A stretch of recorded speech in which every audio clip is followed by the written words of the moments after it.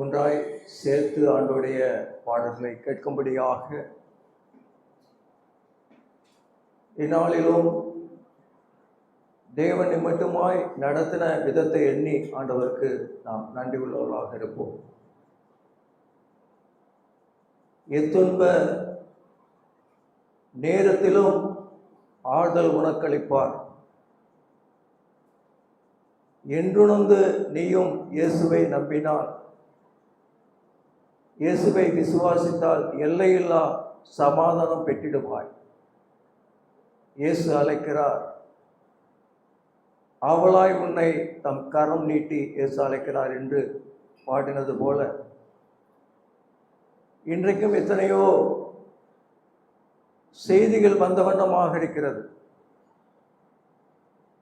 ஆனால் ஆண்டவர் வருத்தப்பட்டு பாரம் சுமக்கிறவர்களே, நீங்கள் எல்லாரும் இன்னிடத்துல வாருங்கள், நான் உங்களுக்கு இளைப்பாறுதல் தருகிறேன் என்று ஆண்டவர் சொல்லுகிறார்.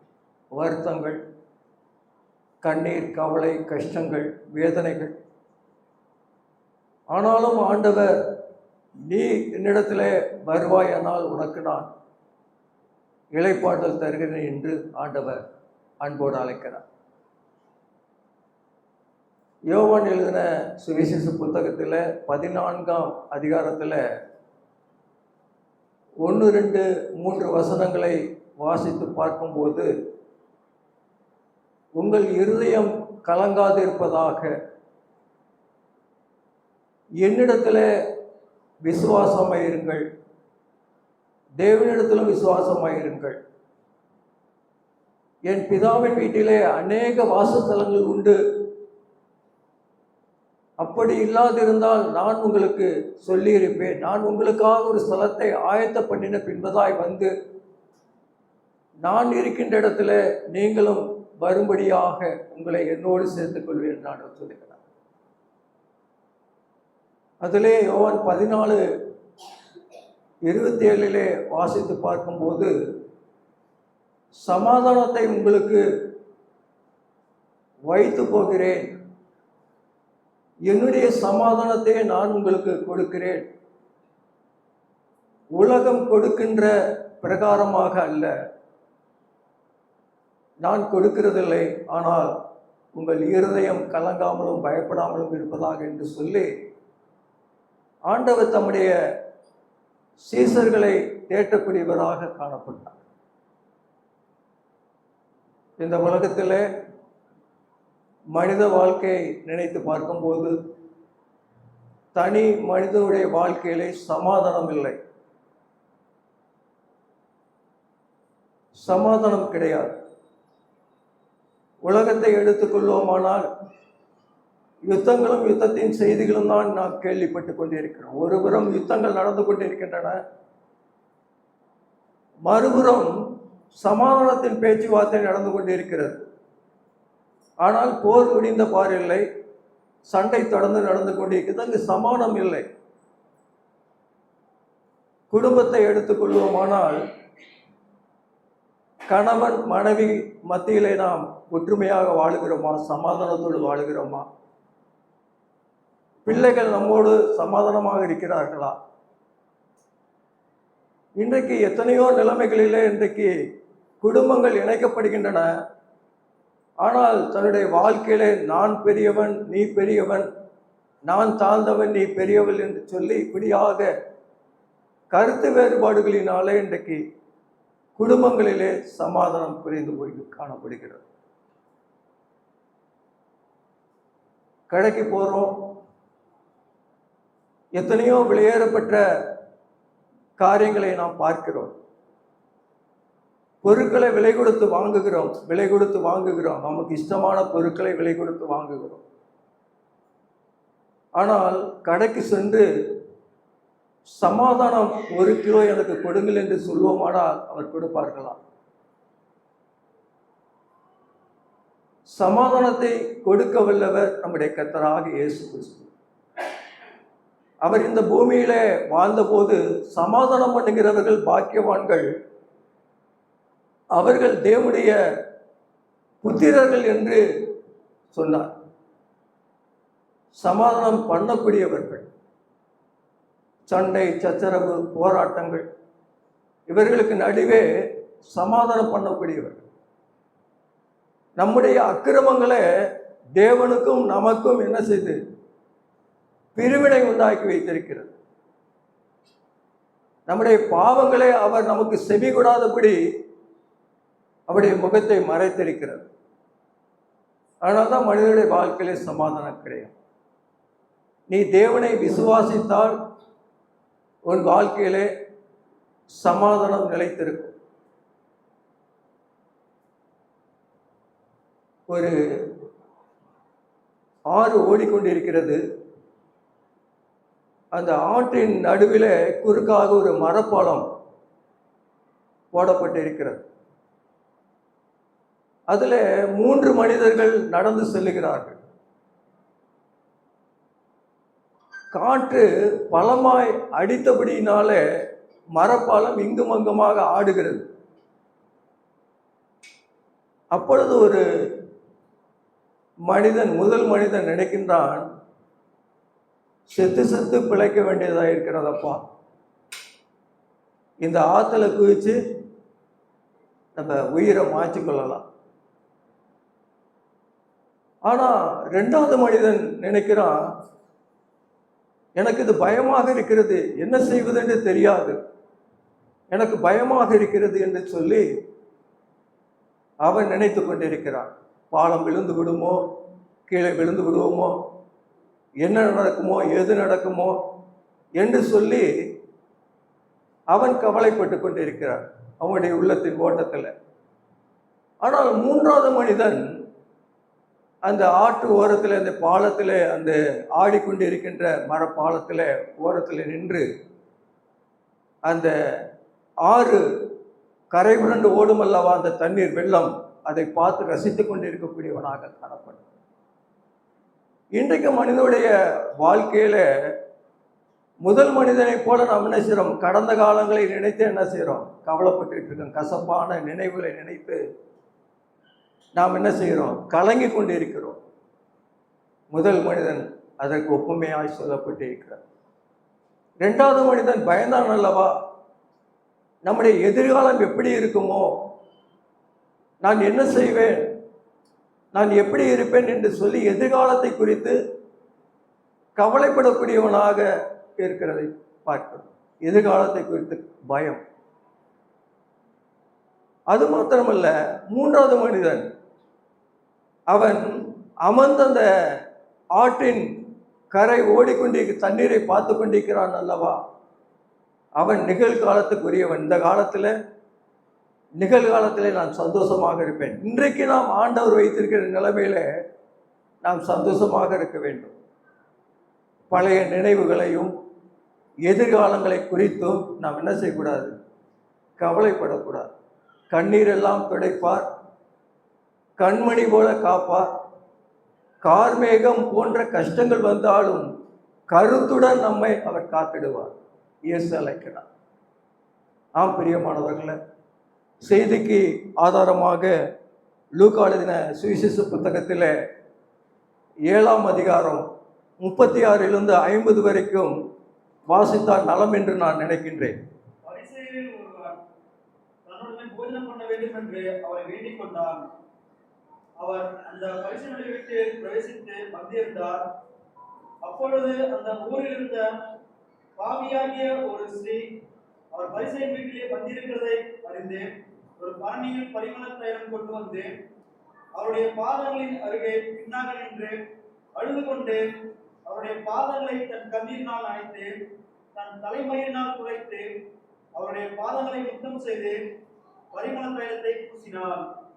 அவரை அழைத்த பரிசேயன் அதை கண்டபோது, இவர் தீர்க்கதரிசியாய் இருந்தால் தம்மை தொழுகிற ஸ்ரீ இன்னார் என்று எப்படிப்பட்டவள் என்றும் அறிந்திருப்பார், இவர் பாவியாய் இருக்கிறாளே என்று தனக்குள்ளே சொல்லிக் கொண்டார். இயேசு அவனை நோக்கி, சீமோனே, உனக்கு நான் ஒரு காரியம் சொல்ல வேண்டும் என்றார். அதற்கு அவன், போதகரே, சொல்லும் என்றார். அப்பொழுது அவர், ஒருவனிடத்தில் 2 பேர் கடன்பட்டிருந்தார்கள். ஒருவன் 500 வெள்ளிக்காசும் மற்றவன் 50 வெள்ளிக்காசும் கொடுக்க வேண்டியதாக இருந்தது. கொடுக்க அவர்களுக்கு நிர்வாகம் இல்லாத போது இருவருக்கும் கடனை மன்னித்து விட்டான். இப்படி இருக்க அவர்களில் எவன் அவனிடத்தில் அதிக அன்பாயிருப்பான், அதை சொல் என்றார். சீமோன் பிரதியுத்தரமாக, எவனுக்கு அதிகமாய் மன்னித்து விட்டானோ அவனே அதிக அன்பாயிருப்பான் என்று நினைக்கிறேன் என்றார். அதற்கு அவர், சரியாய் நிதானித்தாய் என்று சொல்லி ஸ்திரீயிடமாய் திரும்பி சீமோனை நோக்கி, இந்த ஸ்திரீயை பார்க்கிறாயே, நான் உன் வீட்டில் பிரவேசித்தேன், நீ என் கால்களுக்கு தண்ணீர் தரவில்லை.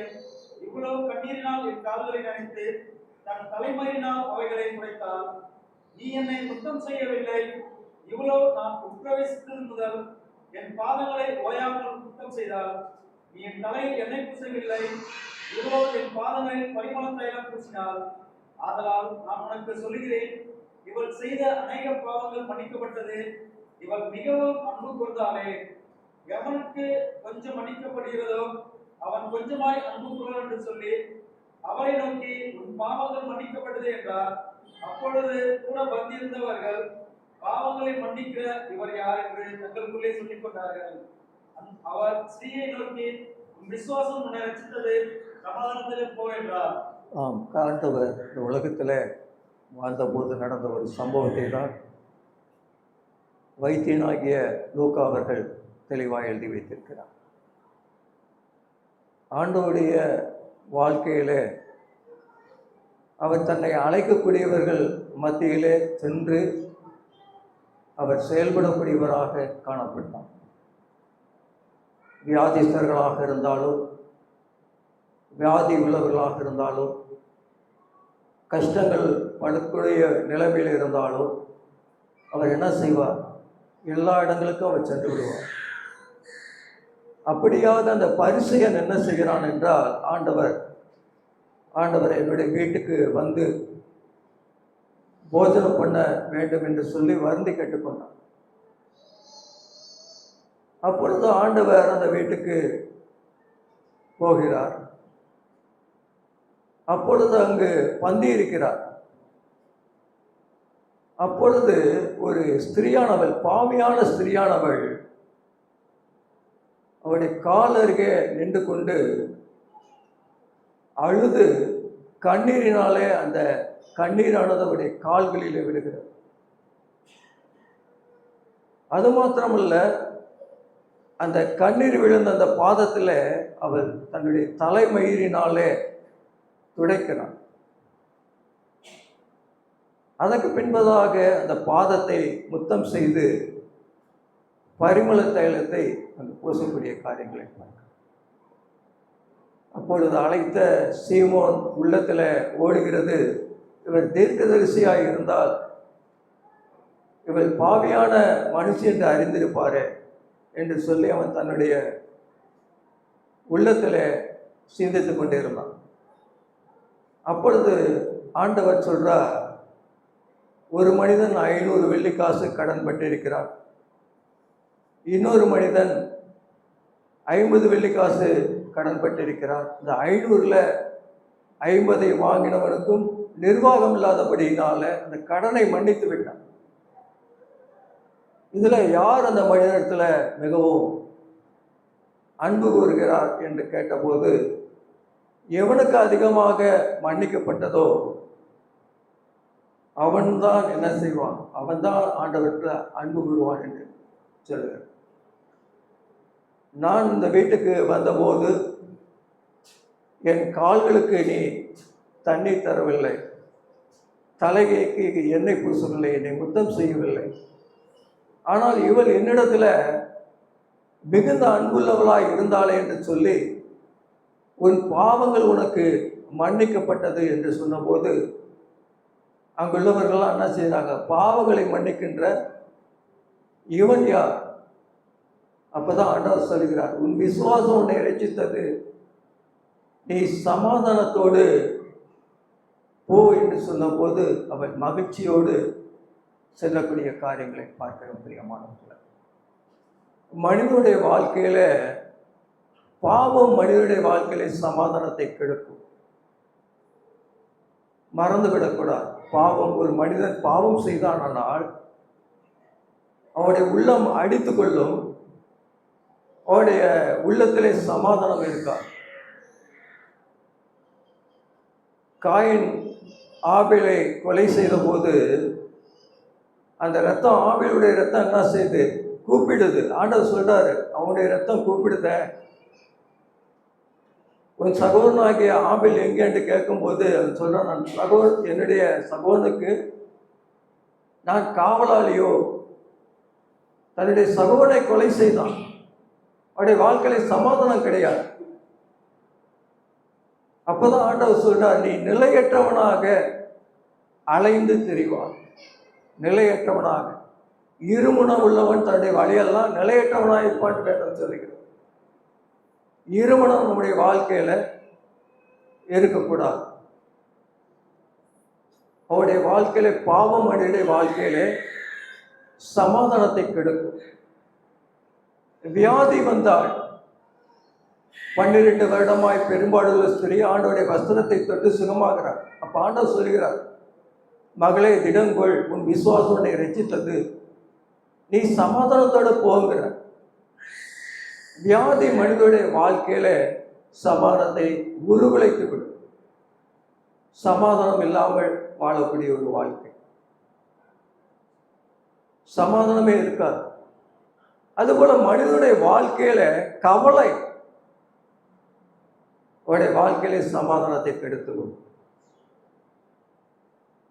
ஆண்டவர் சொல்லுகிறார், கவலைப்படுகிறதுனால சரீரத்தின் அளவை நீ கூட்ட முடியுமோ? ஆகாயத்து பட்சிகளை கவனித்து பார், அவைகள் விதைப்பதும் இல்லை, அறுப்பதும் இல்லை, களஞ்சியத்திலே சேர்த்து வைப்பதும் இல்லை. அவைகளை பிழைப்பூட்டுகிற பரமபிதா உன்னையும் என்ன செய்வாரு? நீ அவர்களை காட்டில் விசேஷித்தவன் அல்லவா? உன்னையும் அவர் பிழைப்பட்டு. எண்ணத்தை உண்போம், எண்ணத்தை குடிப்போம், எண்ணத்தை உடுப்போம் என்று கவலைப்படாதிருங்கள். மனிதனுடைய வாழ்க்கையில வேதம் சொல்லுகிறது, நாளை தினத்தை குறித்து நாம் பெருமை பாராட்டக்கூடாது. நாளை தினத்தை குறித்து கவலைப்படக்கூடாது.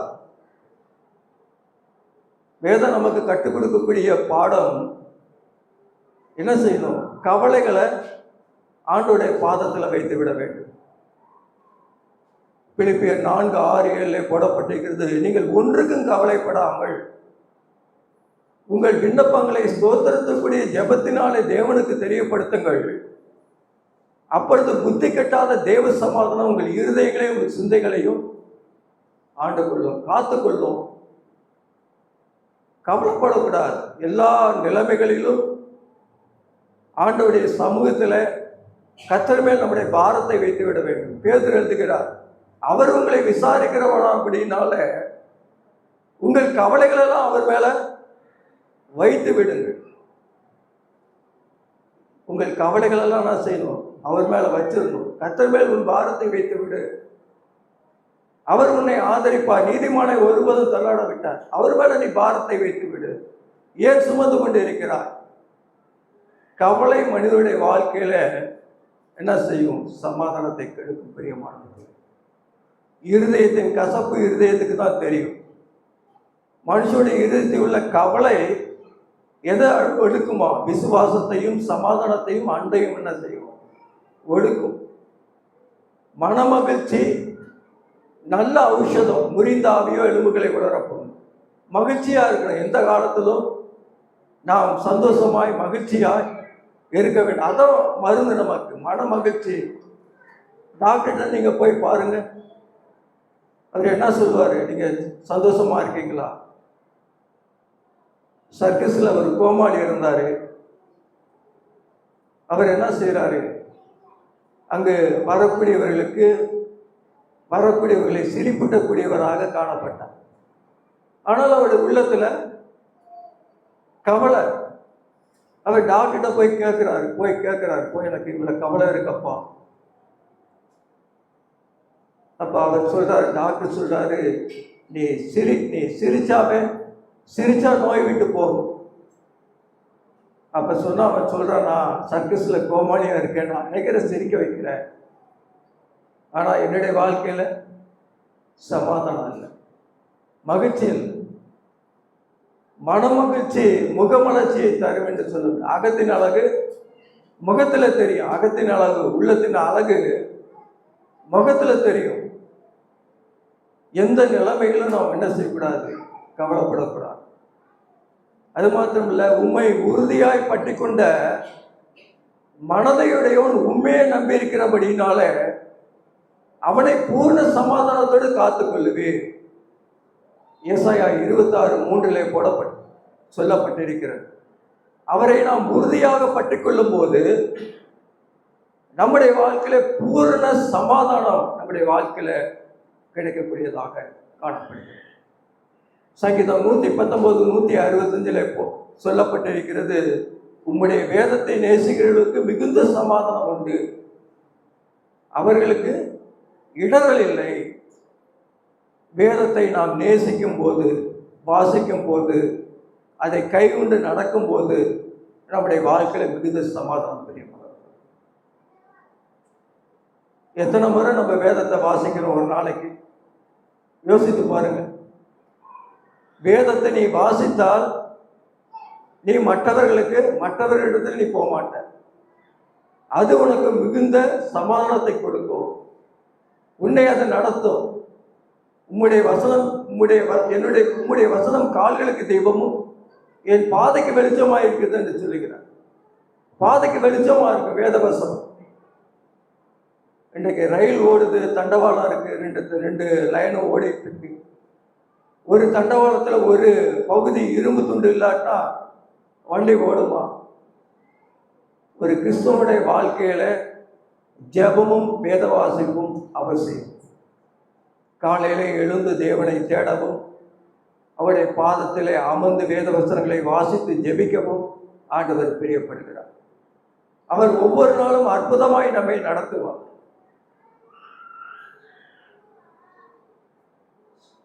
தாவீது சொல்லுகிறார், சமாதானத்தோடு நான் படுத்துக் கொள்ளுவேன், நீர் ஒருவரே என்னை சுகமாய் தங்க பண்ணுகிறேன். அவர்களுக்கெல்லாம் திராட்சை ரசமும் தானியமும் பெருகி இருக்கிறது. சந்தோஷத்தின் அதிக சந்தோஷத்தை பார்க்கலாம், எனக்கு அதிக சந்தோஷத்தை எனக்கு தந்திருக்கிறார் தாவீது. பணம், காசு, ஆஸ்தி, அந்தஸ்து, புகழ் இதெல்லாம் என்ன செய்யாது, சமாதானத்தை கொடுக்காது. கஷ்டங்கள், பாடுகள், உபத்திரங்கள் மத்தியிலே நாம் கடந்து செல்லும் போது தேவன் நம்ம என்ன செய்வார்? சமாதானத்தை அவர் கொடுக்கக்கூடிய சமாதானம், உலகம் கொடுக்கக்கூடிய சமாதானங்கள். இன்றைக்கு எத்தனை மனிதர்கள் பாருங்க, சின்ன பிறந்த குழந்தை முதல் கொண்டு செல்போனுக்கு அடிமையாக இருக்கிறது. சந்தோஷமா அதை பார்க்குது, செல்போனுக்கு அடிமைகளாக இருக்கிறது. அதெல்லாம் கொஞ்ச நேரம், டிவி கொஞ்ச நேரம், டிவி பார்த்தா கொஞ்ச நேரம் சந்தோஷம், சமாதானம். அதுக்கு பிறகு சமாதானம் இருக்கா? இன்றைக்கு ஊர்ல எத்தனை மதுபான கடைகள் இருக்கிறது. அதை ஒரு என்ன குடித்து விட்டு சந்தோஷமா இருக்க முடியுமா? இருக்க முடியாது. அதெல்லாம் சந்தோஷம் கொடுக்க முடியாது. சிற்றின்பங்களில் ஈடுபடக்கூடியவர்கள் சந்தோஷத்தை கொடுக்குமா? சமாதானத்தை கொடுக்குமா? கொடுக்காது. சமாதானத்தை கொடுக்க வல்லவர் ஆண்டவராக இயேசு கிறிஸ்து. ஏசாயா 9:6 போடப்பட்டிருக்கிறது, அவ்வாறே சமாதான பிரபு, சமாதான பிரபு. எபேசியர் 2 வாசிக்கிற அவர் சமாதானத்தின் காரணர். அன்றைக்கு ஏரோதும் பிளாத்தும் என்ன செய்யறாங்க? பகைஞரா இருந்தாங்க. பிரதான ஆசாரியர்கள் ஆண்டவர் என்ன செய்யறாங்க? கொண்டு போறாங்க கெத்செமனே தோட்டத்துல 30 வெள்ளிக்காசுக்கு என்ன செய்யறாரு? யூதாஸ் காரியத்தை காட்டி கொடுத்துறார். அவருக்கு சமாதானம் இல்லாதபடினால அவர் என்ன செய்யறார்? நாண்டு கொண்டு செத்து போறார், சூசைட் பண்ணிக்கிறார். ஆனாலும் கூட அங்க பிரதான ஆசிரியருக்கு முன்பதாக அவருடைய கண்களை கட்டி அடித்து கன்னத்திலே அரைந்து ஞான சிஷ்யினால் சொல்லு என்று சொல்லி அவரை அடிக்கிறார்கள், பரியாசம் பண்ணுகிறார். பிலாத்துக்கு முன்பதாக பரபாஸ், கொலைகாரனாகிய பரபாஸ் விடுதலை செய்யப்படுகிறான். கர்த்தராகிய இயேசு கிறிஸ்துவோ சிலுவையில் அறையப்படுகிறார். பிரியப்படுத்த மனதுள்ளவனாக பிலாத்து என்ன செய்கிறார்? ஆண்டவரை வாரினால் அடிப்பித்து சிலுவைக்கு ஒப்புக் கொடுக்கிறார். எதற்காக? ஆண்டவர் இயேசு கிறிஸ்து என்றாலே பாவங்களை மன்னிக்கிறவர், பாவத்திலிருந்து விடுதலை கொடுக்கிறவர். அவர் சிலுவையில சிந்தின இரத்தத்தினாலே தான் நமக்கு என்ன செய்திருக்கிறது? சமாதானம் கிடைத்திருக்கிறது. கர்த்தராகிய இயேசு கிறிஸ்து மூலமாக தேவனிடத்தில் நாம் என்ன செய்திருக்கிறோம்? சமாதானம் பெற்றிருக்கிறோம். கொல்கத்தா மலையிலே கல்லர்கள் நடுவிலே ஆண்டவர் சிலுவையில தொங்கினார். பிரியமானவர், யோசித்து பார்ப்போமா?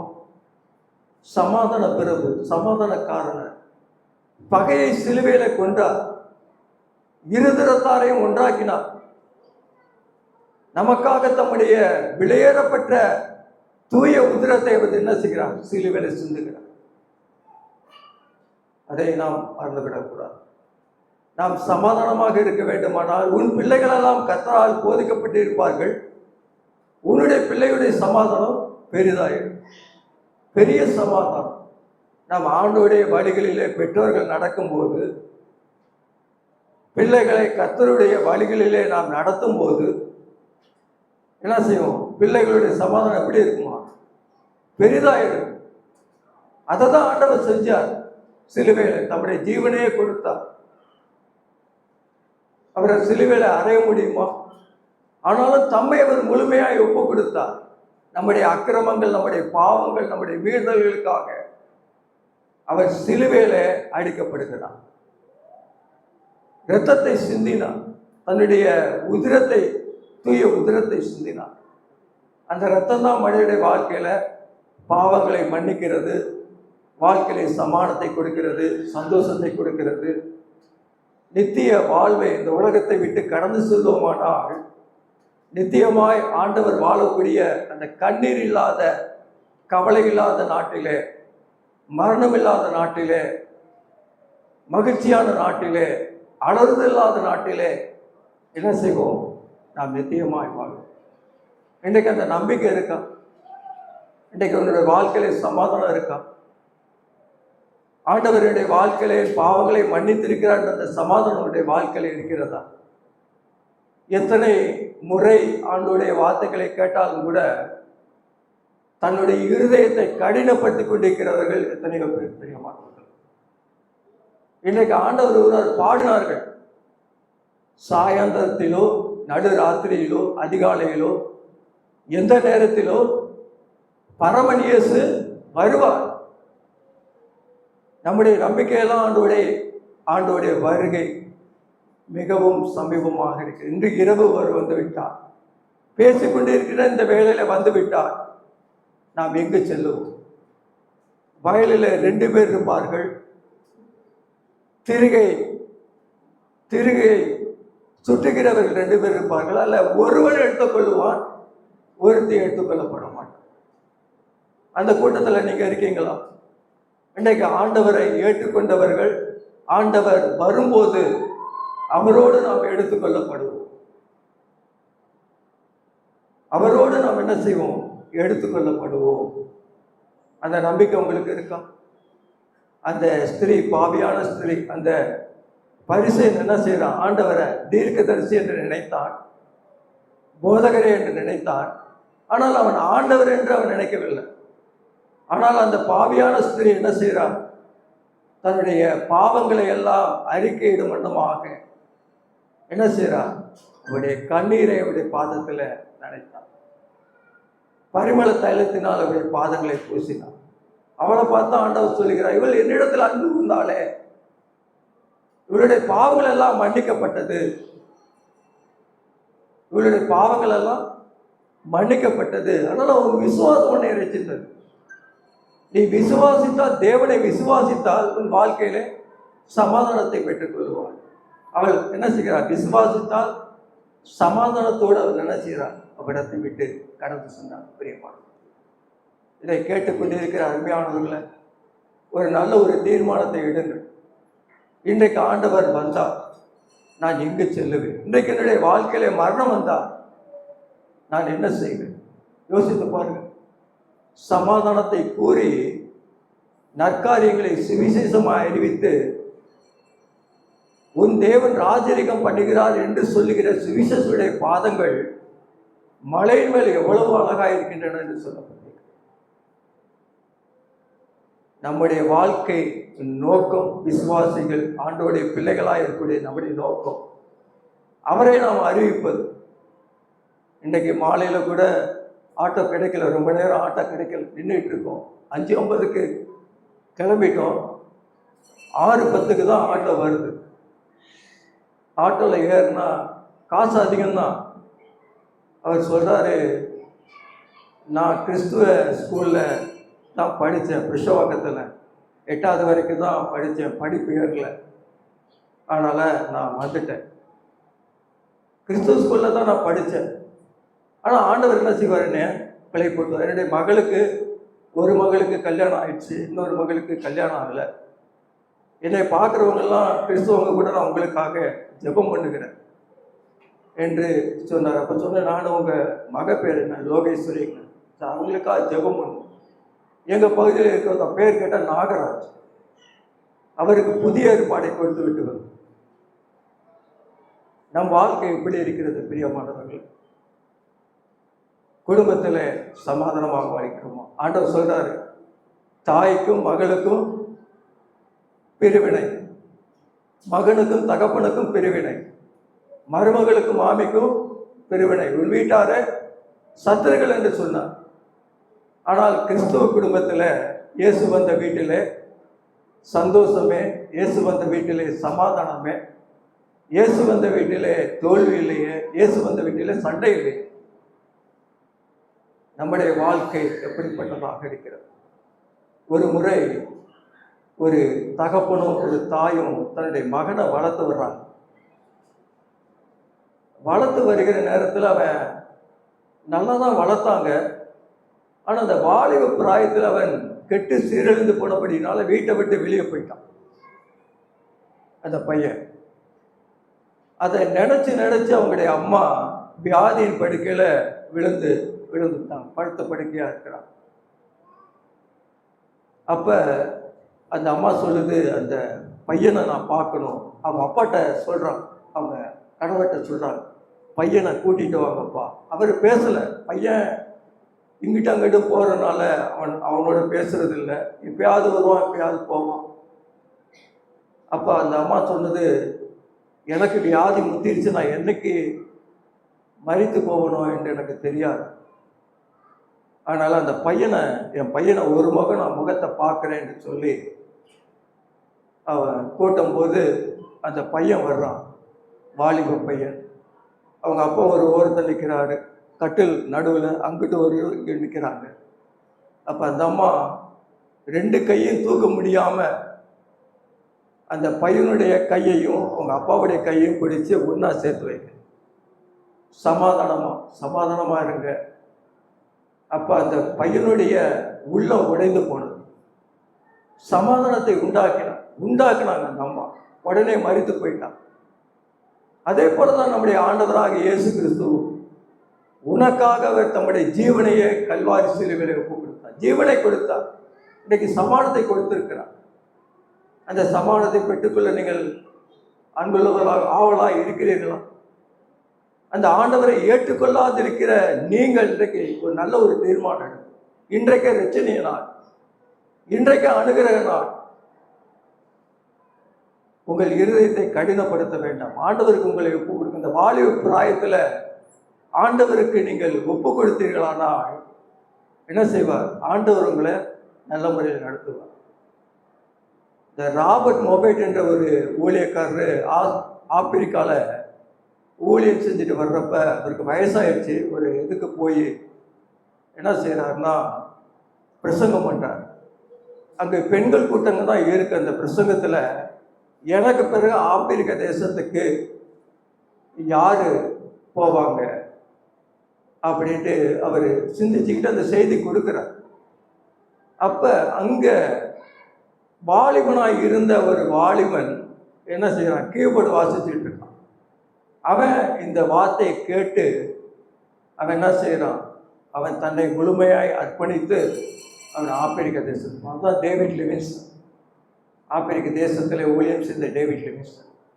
இருதயத்தை கடினப்படுத்தாது, ஆண்டவருக்கு உங்கள் உள்ளத்தை கொடுங்க. இந்த உலகத்தில் எத்தனையோ பண காசு ஆண்டவர் கேட்பதில்லை. மகனே மகளே, உன் இருதயத்தை எனக்கு தா.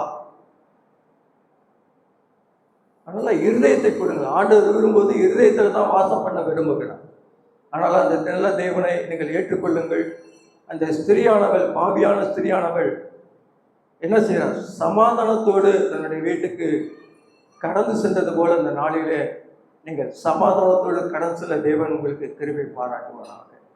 கையளவான இதயத்திலே கடலளவான சிந்தனையே, விடையறியாத குழப்பங்களா விடுதலை காண சம்மதமா, விடுதலை காண குழப்பங்களா விடுதலை காண சம்மதமா, விடுதலை காண சம்மதமா.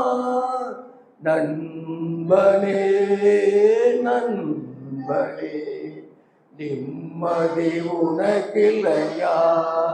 இயேசு தருகிறார் ஓடிவா, இயேசு தருகிறார் ஓடிவா, இயேசு தருகிறார் ஓடிவா, இயேசு தருகிறார் ஓடிவா.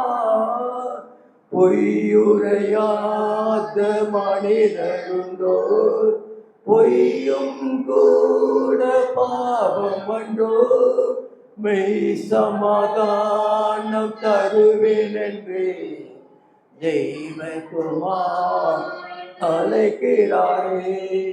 மெய் சமாதானம் தருவேன் என்று தெய்வகுமாரன் அழைக்கிறாரே, தெய்வகுமாரன் அழைக்கிறாரே. நண்பனே நண்பனே, நிம்மதி உனக்கில்லையா?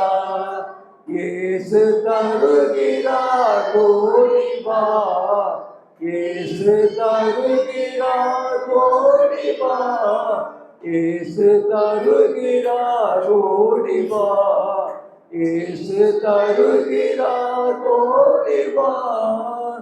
உனக்காய் பூமிக்கு வந்தவராய், உமக்காய் ஜீவன் தந்தவராய், உயிரோடெழுந்து ஜீவிக்கிறார். உணர்ந்தால் உன்னையும் ஏற்றுக்கொள்வார், உணர்ந்தால் உன்னையும் ஏற்றுக்கொள்வார், உன்னையும் கூட நேசிக்கிறார். நண்பனே நண்பனே, நிம்மதி உனக்கில்லையா?